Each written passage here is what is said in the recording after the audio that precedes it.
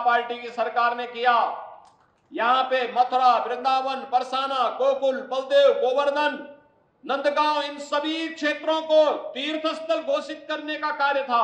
यह भी भारतीय जनता पार्टी की सरकार ने किया। यहां पर ब्रज तीर्थ विकास परिषद के माध्यम से यहां की भावनाओं के अनुरूप यहां का विकास हो। जब यहां की सांसद श्रीमती हेमा मालिनी जी थी, तब उनके सुझाव पर हम लोगों ने यह तीर्थ स्थल घोषित करते हुए और फिर यहां के समग्र विकास की एक रूपरेखा तैयार करते हुए इस कार्यक्रम को आगे बढ़ाया। और आज आप देख रहे होंगे, आज तो देख रहे होंगे, इन सभी तीर्थों में विकास के कार्य तेजी के साथ आगे बढ़ते हुए दिखाई दे रहे हैं। बहुत सारे मामले हैं जहां न्यायालय में मामले लंबित हैं, उन कारणों से हमें थोड़ा रुकना पड़ता है। और हम तो ये मान के चलते हैं कि अंततः हमारी जीत होनी है। हमने अयोध्या के लिए 500 वर्षों का इंतजार किया, लेकिन संघर्ष से कभी पीछे हटे नहीं और अंततः परिणाम आया। क्यों नहीं अयोध्या में राम मंदिर का निर्माण कांग्रेस और सपा बसपा वालों ने कर दिया? ये तो राम भक्तों पर गोली चलाते थे। इनके द्वारा क्या कुछ अयोध्या में नहीं किया गया। कोई राम का नाम ले ले, जय श्री राम का नारा लगा दे तो उस पर लाठी और गोली चलती थी।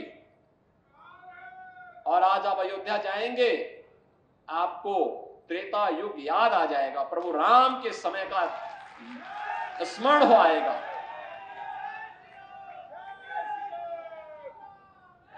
हेमा मालिनी जी तो अयोध्या गई थी, उन्होंने प्रभु राम के सामने मंचन किया और वे स्वयं भी अभिभूत थी वहां देख करके कि अयोध्या पहले पतली गलियां थी, कुंज गलियां थी, मथुरा वृंदावन की तरह ही कुंज गलियां थी।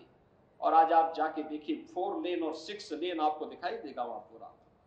हर व्यक्ति खुश है, व्यापारी खुश है, वहां का नागरिक खुश है, होटल संचालक खुश हैं, रेस्टोरेंट संचालक खुश है, फूल पत्ती बेचने वाला खुश है, टैक्सी चालक खुश है, नाविक खुश है।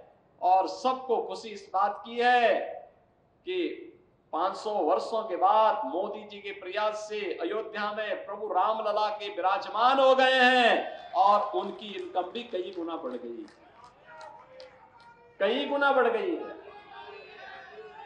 हमने तो पहले भी कहा था ना, हम तो पहले ही कह चुके थे, हमने काशी और अयोध्या में जो कार्य कराना था उसको लाइन अप कर दिया है। सरकार का काम है लाइन अप करना और उस पर फंड उपलब्ध कराना। जनता जनार्दन के सहयोग से बाकी कार्यदायी संस्थाएं कार्यक्रमों को आगे बढ़ाती है। अब हम लोगों को पूरा फोकस करना है ब्रजभूमि पर।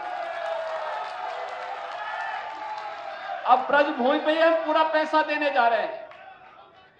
84 कोसी की बात हो रही थी, परिक्रमा की बात हो रही थी, गोवर्धन परिक्रमा हो, बरसाना की हो, यहां की जितने भी होंगे, इन सबको भी हम यहां की भावनाओं के अनुरूप ही आगे बढ़ाने का कार्य कर रहे हैं। या यमुना मैया की शुद्धि के कार्यक्रम को आगे बढ़ाने, या यहाँ के कुंडों के बारे में, या यहाँ पे गौ माता की सेवा और उसके संरक्षण के लिए, ये सभी कार्यक्रम युद्ध स्तर पर आगे बढ़ने वाले हैं और बढ़ने वाले हैं।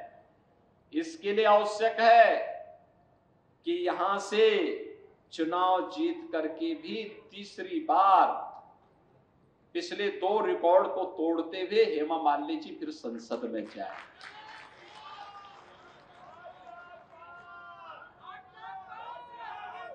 और यहां का संदेश देखो, अयोध्या, मथुरा और काशी में सबसे पहले चुनाव मथुरा में हो रहा है, तो संदेश यहीं से जाना चाहिए।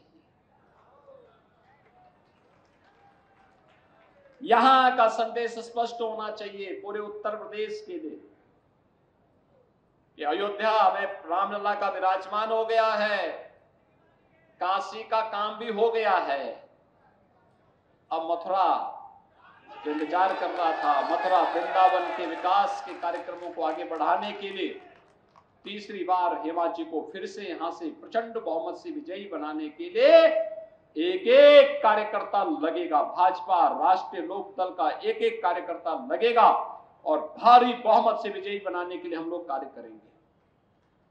बहनों और भाइयों, आज प्रधानमंत्री मोदी जी ने विकसित भारत की जिस संकल्पना को देशवासियों के सामने रखा है, उस विकसित भारत के लिए